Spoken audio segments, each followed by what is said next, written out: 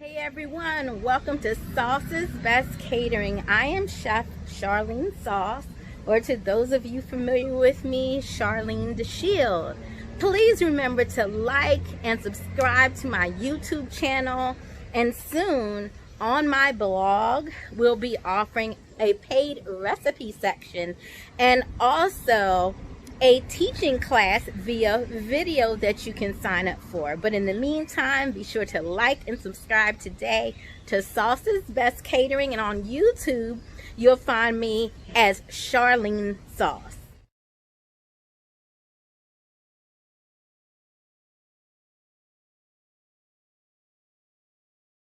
Hey guys, so Sunday cooking time, Sunday dinner, one more time. So happy about my engagement ring, woohoo! Black diamonds for black love and black gold. What you know about that? Anyway, so I have a shit ton of Roma and beef eater tomatoes in here, some beer, some fresh basil, some Tajin salt, some Tajin seasoning, some olive oil, salt of course, and a little bit of water. And we're just gonna let this slow cook. I've got it on 4 on a gas stove now for a little while. And see that flame going. So we're gonna let this cook for a few hours. But the dish actually is gonna be bucatini. Now I have a pasta maker here, and I could have made it myself, but what we're gonna do this time is we're gonna use some store-bought bucatini that I ordered online from a New Jersey-based actual Italian grocer. I get all of my artisan, very unique custom pastas from there. And we're also going to have minced lamb meat today, stuffed inside of cabbage rolls. And for that, the sauce is going to be also from that Italian grocery store in New Jersey. Some Jersey, what's it called? Let me see. Jersey Italian gravy. I'm going to be making some Italian gravy of my own eventually, but today we're going to be using store-bought because the lamb and cabbage rolls are just an appetizer. So, but yeah, so I'll be back in a bit. Showing you guys that the sauce is coming together. We've got all the slow-cooked fresh tomatoes that I made. Then we added some canned tomatoes and canned tomato paste. And we just added some Italian seasoning out of a tube, a little Tajin, some more olive oil, and I'm going to finish up by adding some freeze-dried basil, oregano, and garlic. Enjoy!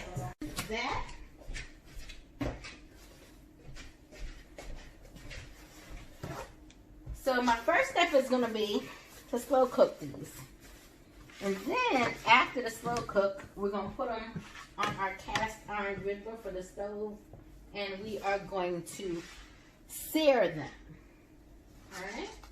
But this is what they look like for now. And I have every bit of faith in the fact that these are wonderfully seasoned. Let me show them to you again. Alright? Be back in a bit. Alright? Gotta remember when you serve these, please remember that the toothpicks are in there. Butcher's twine is also a wonderful way to do this. I lost my butcher's twine about a month ago. I have no idea where it is. So I'm going to continue going and we'll be back in a bit because I need to get done.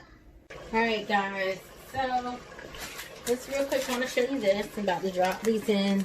Granoro number 11. That's the size of the thickness of the noodle.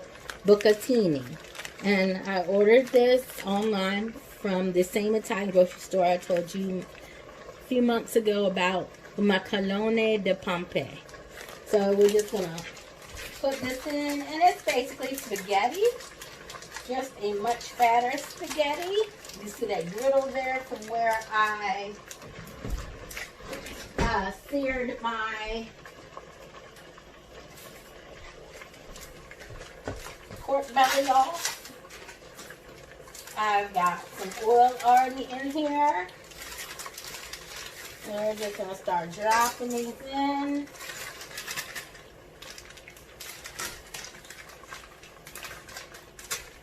Get those on in there. And I'm going to be using 3 of these I think I have enough water, but if I don't, then I'll add more. And that's really something you don't want to have to do because that water is not going to be the same temperature as your other water. But get your noodles in there and hope for the fact that there's enough water. It's a really nice, thick, sturdy spaghetti.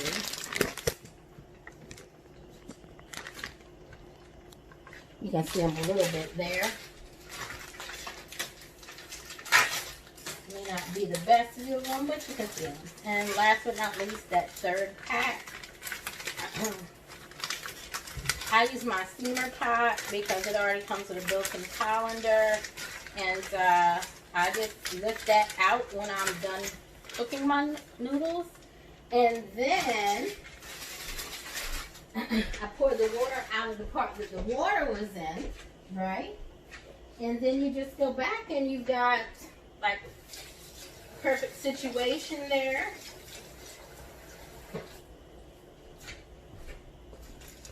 So you're going to try to get these in here as best you can.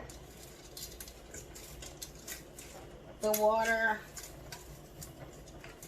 of course, is hot. Now, what we're going to do is, to get these other ones going, we're going to put the top one for a second. We need the bottom ones to soften, and then we'll push the rest of them down and just kind of slosh them around in the water so that they're all submerged. And next time you guys see me, I'll be ready to plate. Alright, y'all, so here we have it. We have the pork belly. We have a shrimp and cream based sauce. We have tomato. We have some broccoli. And we have our lamb stuffed cabbage. This is rustic, so it's not fancy plating or anything like that. We're going to put some fresh Parmesan on there. So pretty, so delightfully tasty. Just yum. I'm going to get a real quick picture of this in a video. And anyway, that's Sunday dinner. Enjoy. Here's Sunday dinner. We got those fat, luscious Bucatini noodles. We have pork belly. We have shrimp. Pardon my nails. I know they need to be done. It's a hot mess. We have our broccoli. And we have our lamb ragu stuffed cabbage. Rustic comfort food at its best.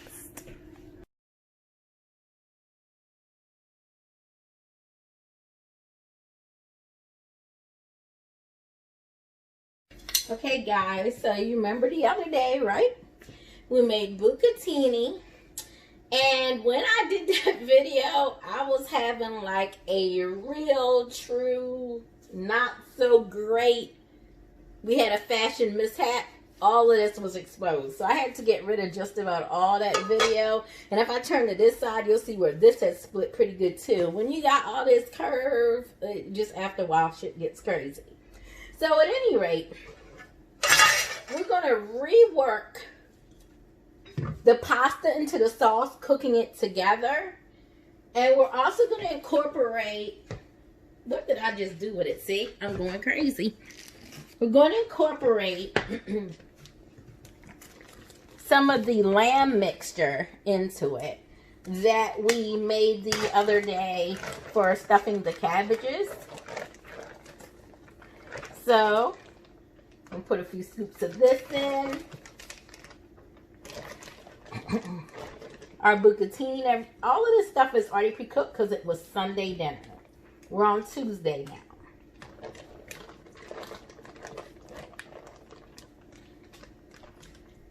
I feel like that should be enough of the lamb mixture. So we're going to seal this bag back up. And we're going to put this back in the fridge. These bags are life-changing, y'all. Like 2-gallon bags. I get the big boxes with 2 packs of 50, usually off Amazon. So I have 100 of them total, which is awesome. Put that back in the fridge.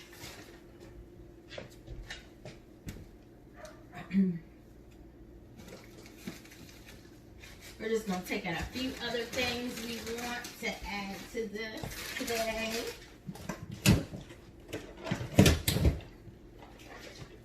We're also going to be like kind of frying some of those pieces of the broccoli I cooked the other day in the sauce, and we're also going to re-sear for an even more crispy texture the pork belly. Alright, so the first thing we're going to do is we're going to turn the burner on now at this point. I like to put it on like 4 or 5 because even though it's a non-stick pan, we don't want it scorched. This is all that other sauce I made, and we're going to try our best to make sure we don't put any of the shrimp in here. We're going to put some of the shrimp that's in the sauce on the plates, but we don't really want it in here because the shrimp will overcook and then they'll be tough. So you're just trying right now to get some nice chunks of the tomato and all the other greatness that's in here. You'll heat your shrimp up separately in some more, like you can just find a couple of spoonfuls of shrimp and heat those up separately. There's already a little piece of broccoli in there. And I got the name sauce because I love sauce. So we're going to be generous with this sauce. Not even sure how much pasta we're going to end up with. In here, I got a lot of that pre-cooked bucatini to use. So this is what we're doing right now. This is my life right now. So I'm going to work on this first. And I feel like that should be enough. And now what we're going to do is we're going to seal this up. This is 2 bags because I just don't want this to leak all over the fridge. It's pretty heavy. That's a lot of sauce. So what we're doing there, I'm also going to seal that up. We're going to leave it sitting here though. Main reason being because we are going to want some of the shrimp out of it when we actually are ready to plate. Alright, so we're just going to sit this over here on my workstation out of the way. Okay.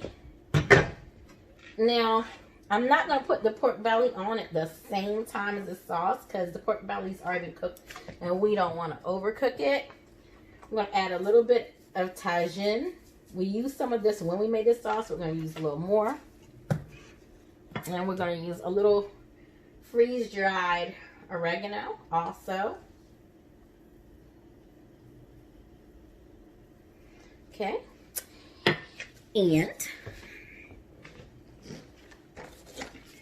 we're going to get some already peeled from the store garlic cloves. I need to buy a garlic press. Look, folks. I know how to peel garlic myself, but I hate doing it. So if there's a machine out there that's going to make that easier for me, I am definitely going to be one of those people who signs up and using it. And that is just what it is. Don't have any shame about using your gadgets, people. They are meant to make your life easier. Embrace that. I don't know what that was on there. What did that do? Tomato sauce bubbles when the heat's up too high, so we've turned that down some.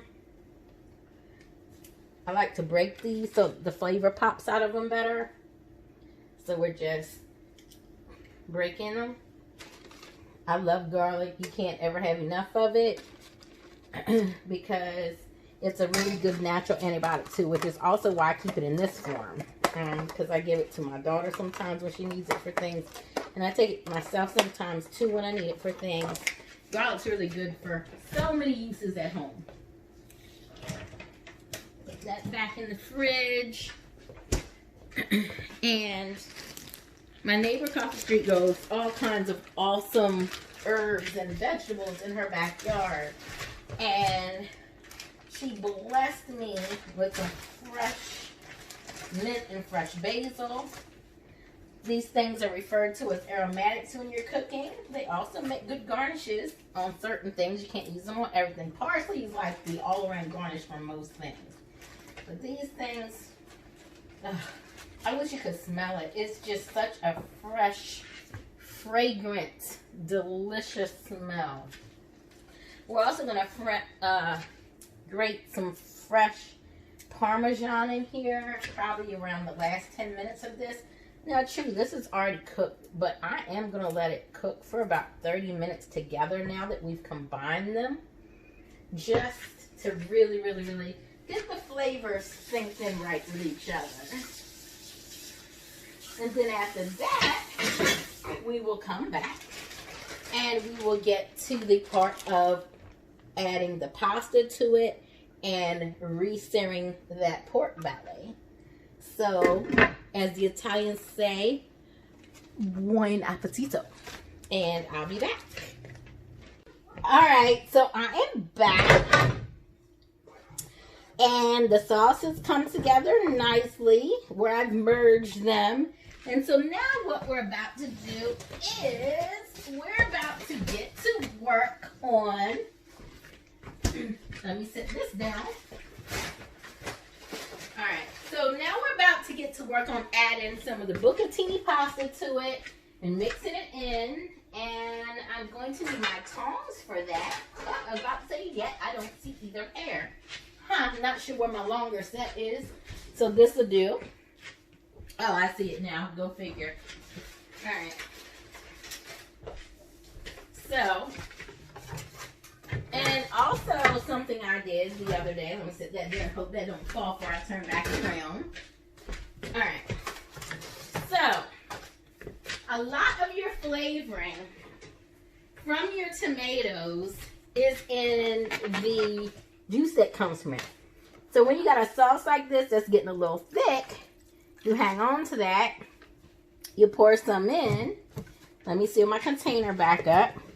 And you have flavor, because you don't want to pour water into your sauce and absolutely ruin it. Make sure that's closed tightly. I'm going to just stir that around. Alright, like so. If you decide you want it thicker, you pull your plain yogurt out of the fridge and it adds thick creaminess to it. Or you pull out a bechamel. And I have a little bechamel in here.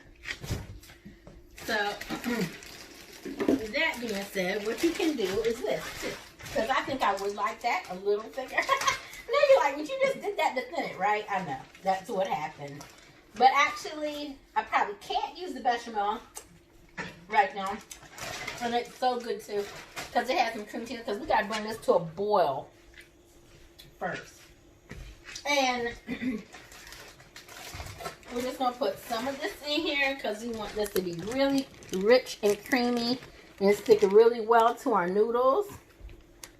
And I'm going to get my whisk. This is a cream cheese and bechamel mix I made. I'm trying to remember what I cooked that I made that for. But yeah, you can store it in the fridge for when you need to cook. And it's excellent. And so there I have it for next time I need some in the next week or so. You don't want to keep it too long. But it will last for a while. Just like that.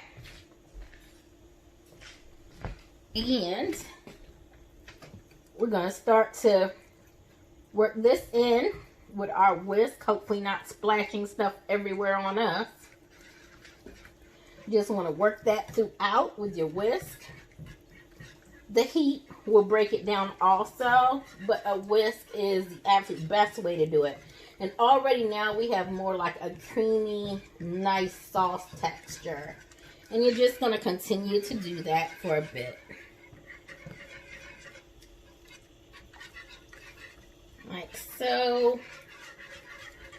Mix it in really, really, really good. Again, this is a bechamel white sauce. It's one of the main mother sauces that chefs are taught to make. And to mine, I added cheese to give it this really nice taste when I made it originally. Alright.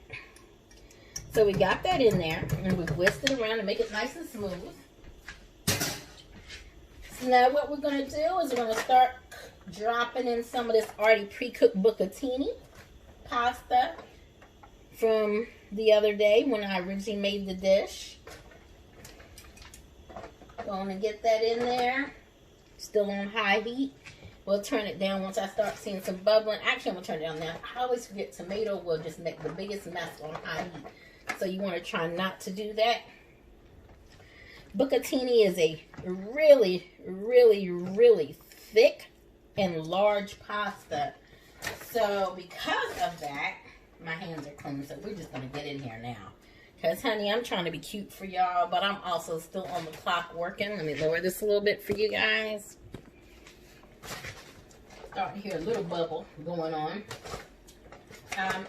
If some of it stuck together while it was in the fridge, I always put a little olive oil in mine, so they are relatively easy to pull back apart. Just like you would pull them apart if you were making fresh pasta. A really good book and video channel to get for those who love pasta as much as me, Pasta Grannies, and also Mastering Pasta. I forget the chef's name for Mastering Pasta, but Pasta Grannies is all these authentic, in Italy and Greece, Italian nonnas, which is our equivalent of the word grandmother. So I love watching their show. It's amazing. And so we're just going to continue to pull these separate, because nothing worse than clumps of spaghetti, or in this case bucatini, which is just an ultra thick spaghetti stuck together. Alright, so we just want to coat these in your sauce. You can do that tossing whatever thing if you want to, but I have arthritis caused by my psoriasis. And because of that, doing the flick of the wrist is hard for me. So I'm doing what works for me. And it's important as a chef you do what works for you so you don't spill everybody's food on the floor. Alright? So, I'm just going to do this for a while here. Make sure it's all getting coated nicely. And you'll have some excess and you can use your scooper and put it over top of your dish. Remember, we're going to put some shrimp into and some broccoli. So, not to worry there.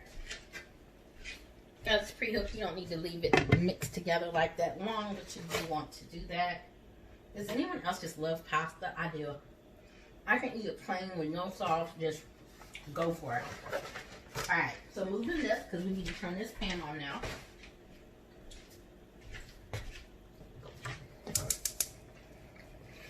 And we're going to coat our cast iron skillet.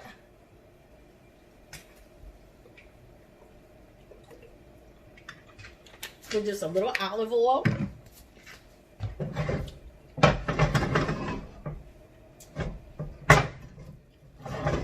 So, let these two pans live on the stove together happily, I hope. Alright.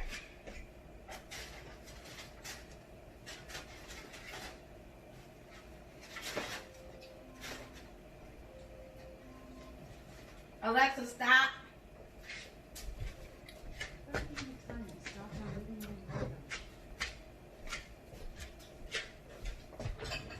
And so right now, waiting for the oil to get hot.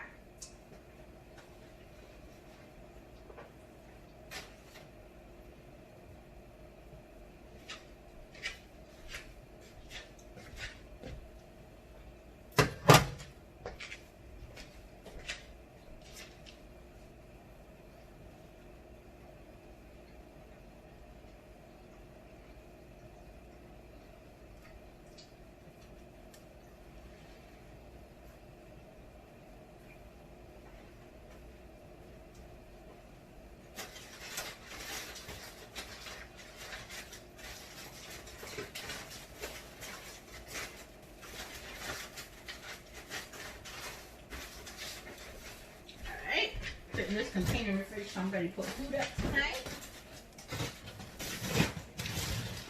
Last thing we're going to pull out is this broccoli, which is also amazingly delicious. Just want to add that. Oh my God.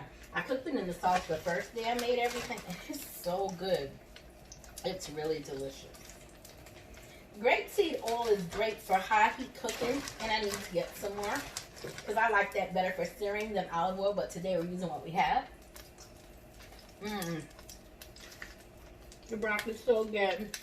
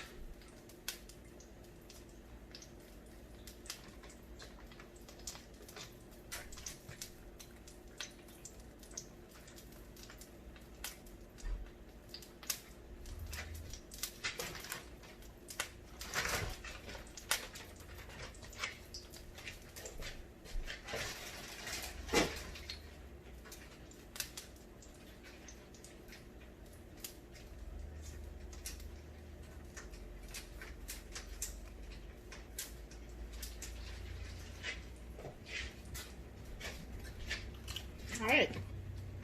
So let's get it in there.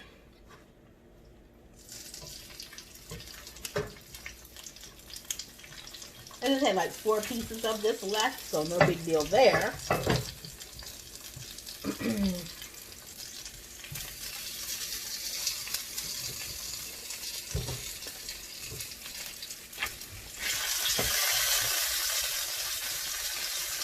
And I'm going to handle the broccoli.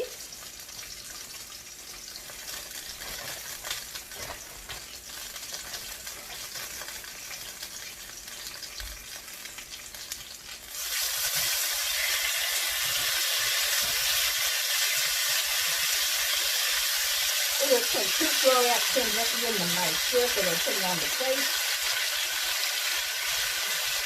I'm over here killing this bag of broccoli, y'all. I love broccoli so much. Broccoli and Brussels sprouts and squash are like, oh, and tomatoes. The tomato is really a fruit, but these are my favorite actual vegetables.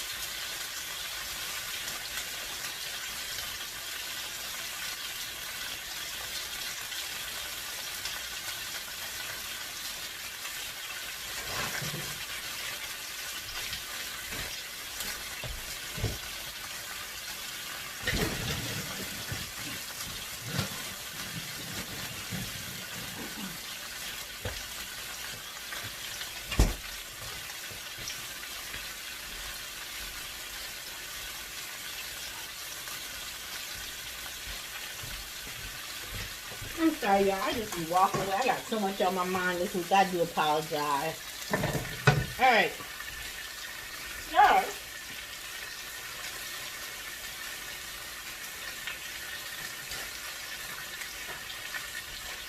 we're now going to turn the heat off on this. And this is where we begin to grate in that fresh mozzarella, which works much better when you let it get warm, which I did not do.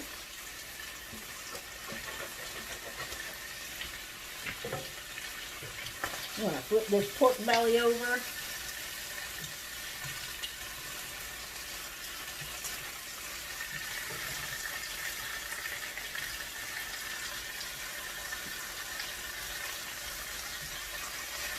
See how your sear on your veggies is looking.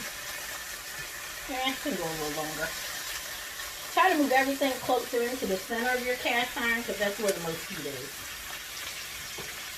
Alright. And laying that top on top will keep you from getting burnt also. Alright. So we're just getting this cheese in here. Let me get you a better view.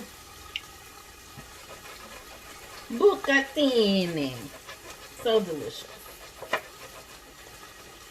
I'm doing that Ancestry.com thing because I really think I must have been Italian in a former life. It's like my favorite food.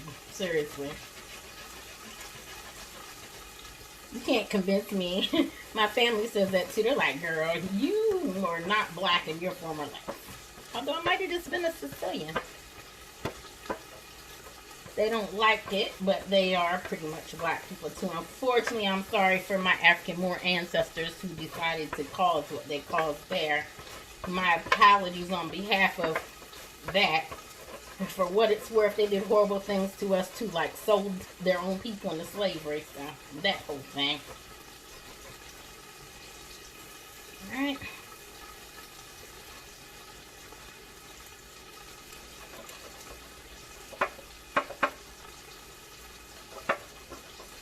And you can add some of this on the plate too. Not to worry. Just want to kind of toss this around though in here.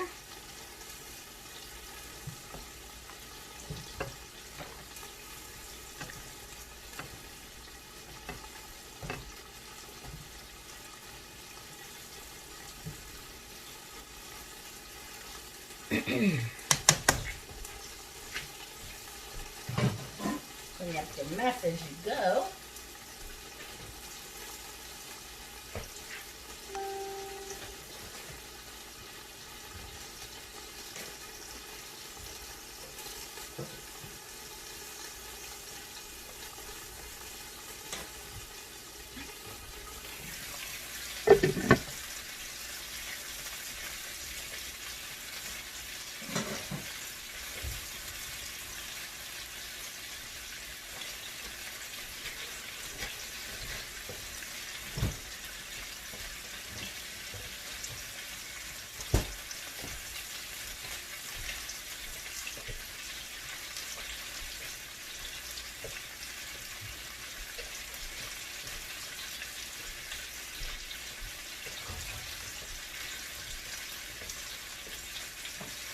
Alright, so let me stop this and come back. Alright, and we're back. So, while this is finishing off, I'm going to go ahead and get some shrimp and put in this bowl that are already cooked and just put them in the microwave for just a couple minutes. I know, microwave cooking is not great, right? But they're already cooked. And I do not want to put them back in the sauce because in that case, they'll be overcooked and they won't be good.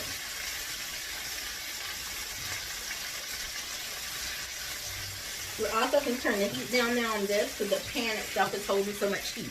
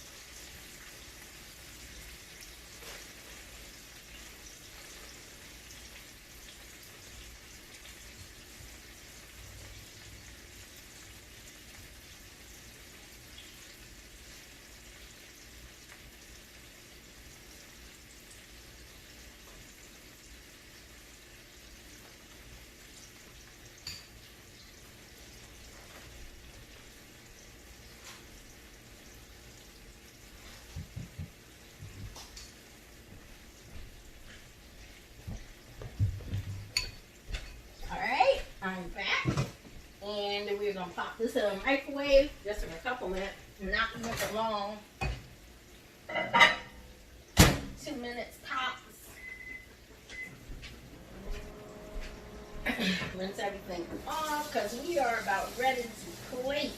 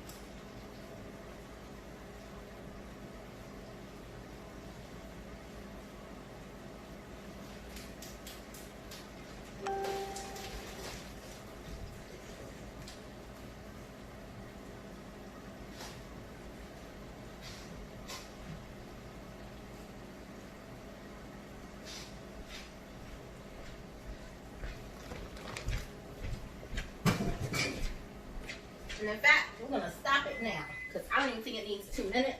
And I really hate overcooked shrimp. There's nothing worse. Alright. So,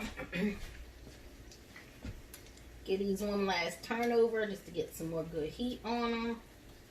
The broccoli's good. Everything's good. Put the rest of my sauce up.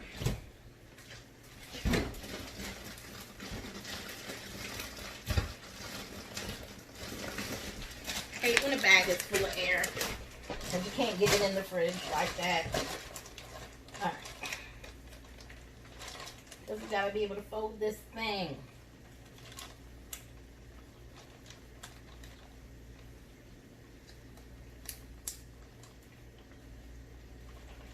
It's double back, so it's not a big deal, but I want to maintain my flavors and maintain my refrigerator without it getting to be a dirty, blocky mess. I'm also going to take out the spinach. And a little balsamic while dropping everything else.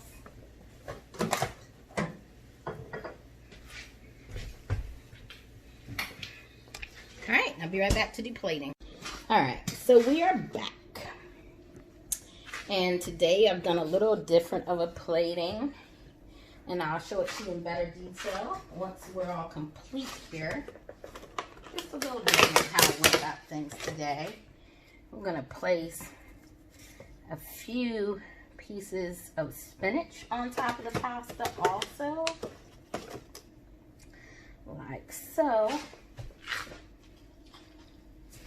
With just a little drizzle of balsamic. And you know what? We're not even going to use that one. One second. That one just doesn't hold very well to things. I'm going to pull out the more expensive balsamic that's heavier and richer. Like so. Put a little bit of that balsamic on your pork belly too. And voila. We have an absolutely divine plate. Clean off your edges. Presentation is everything.